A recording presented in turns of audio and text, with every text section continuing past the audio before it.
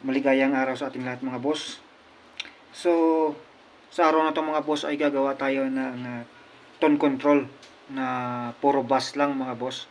Ito po ang IC na gagamitin natin, 4558. Ayan, bago yan mga boss. So yan mga boss, no, umpisahan na natin.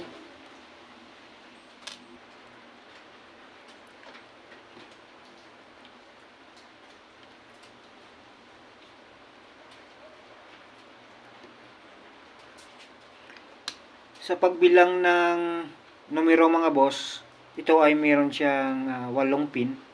So, ito po ang ating basihan mga boss. Itong kanyang meron siyang ditong carb, no?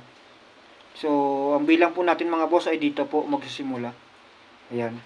So, dito yung 1, 2, 3, 4, 5, 6, 7, 8.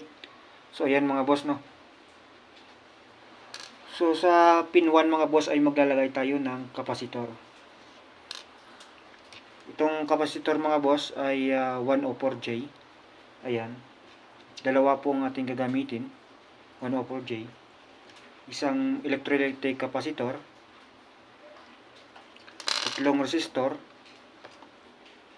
Ito po ay 22K yung isa. Ito yung dalawa ay 100K mga boss. So, ayan.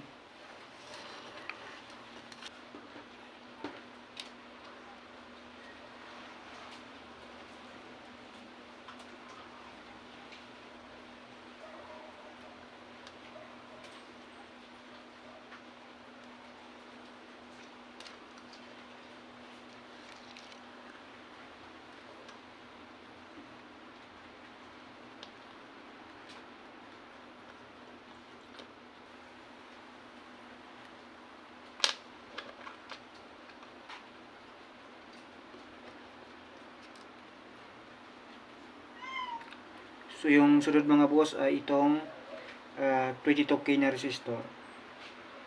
Lalagay po natin ito sa pin number 3 mga boss. Yung pin at to mga boss, pin 1 at to ay pagdudugtungin natin mga boss, no. Ayan. Ito na yan mga boss.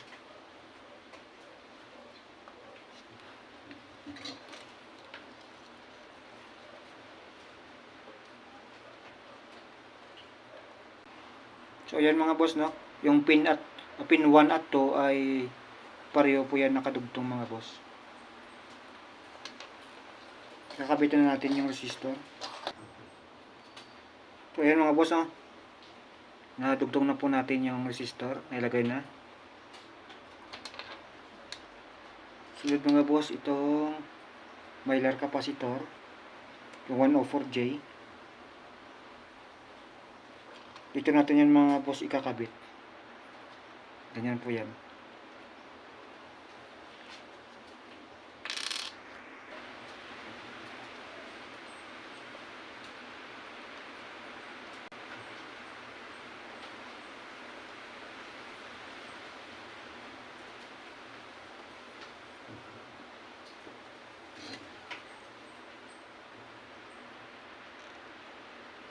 So yan mga boss, dugtong na natin. Itong isang paa ay papunta na ito mga boss sa ground. Yung ground po natin ay nasa pin number 5. Ito mga boss.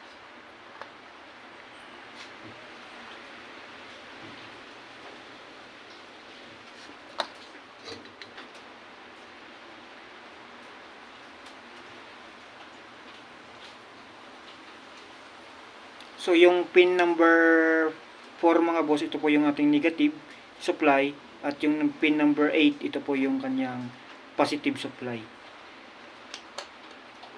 So yan mga boss, no. Kakabit natin itong dalawang resistor sa kanyang input mga boss. So itong isang resistor mga boss ay kakabit ho natin 7 at 6 mga boss. Yan. Yan yung posisyon niya mga boss.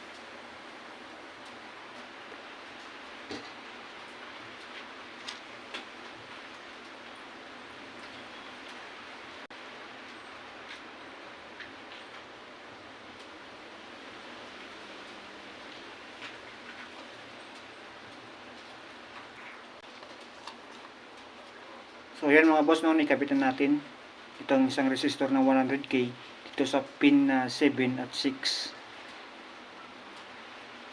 Ayan mga boss, no. Itong resistor ng mga boss ay 100k din, ay ikakabit natin dito papunta dito sa isa may mylar capacitor.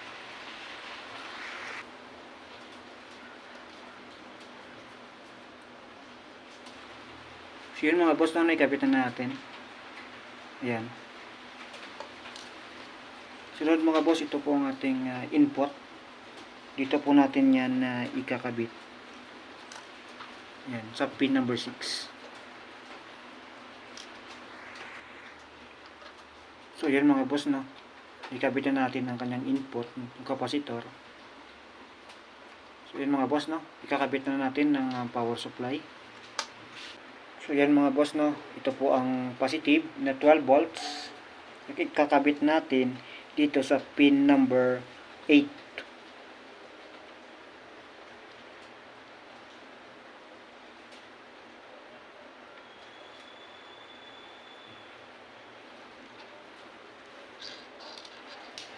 Yung kanyang negative 12 volts ay ikakabit natin dito sa pin number 4.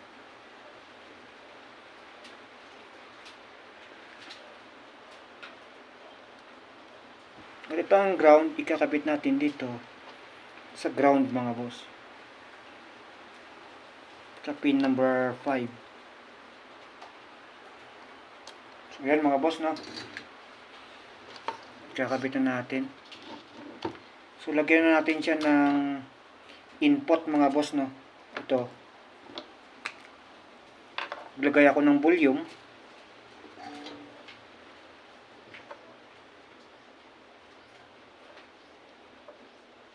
Ayan mga boss, ikakabit natin dito sa may capacitor.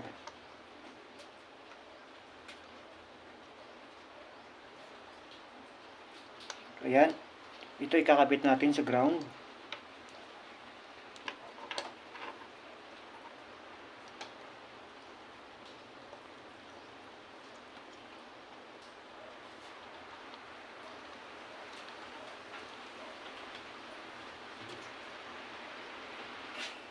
So yan mga boss, no, nikabitan natin.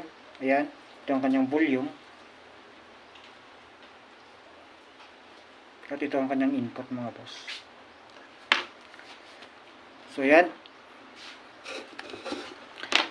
lagyan na natin siya ng input mga boss, no, mula dito sa amplifier. Yan mga boss, no, itong aking amplifier na TDA 2030 po yan mga boss. Malit lang po yan, 15 watts. Ito ang kanyang input mula dito sa amplifier ay ikakabit natin dito mga boss sa output. Yung output ito mga boss ay nasa pin number 1 at 2. Ayan mga boss, no, dito natin ikakabit. Ayan, itong kanyang positive.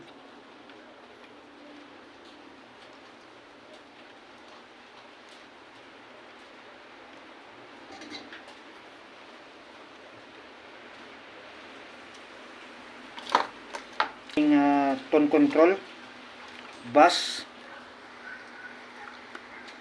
So lagyan na natin ng mga boss, ng speaker itong ating amplifier, no. Tapos na isasaksak na natin. Ayan, automatic naka-on na po. So ayan mga boss, no, saksak na natin. So lagyan na natin ng input mga boss.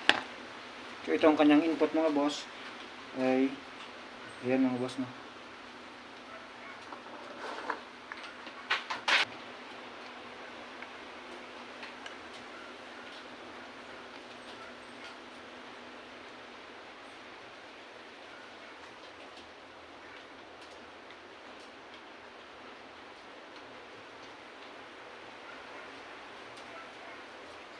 So ayan mga boss, no, itest na natin. Ayan mga boss.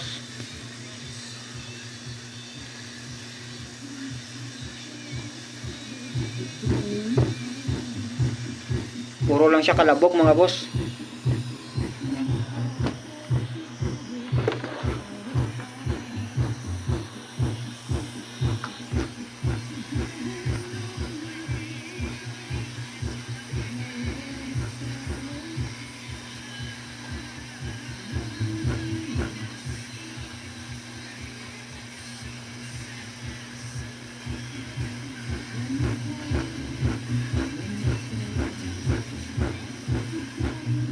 Puro kalabog lang siya mga boss.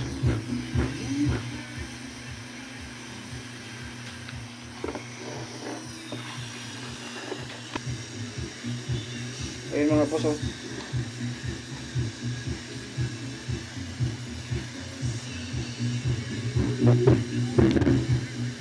Parang sisirain yung speaker mga boss.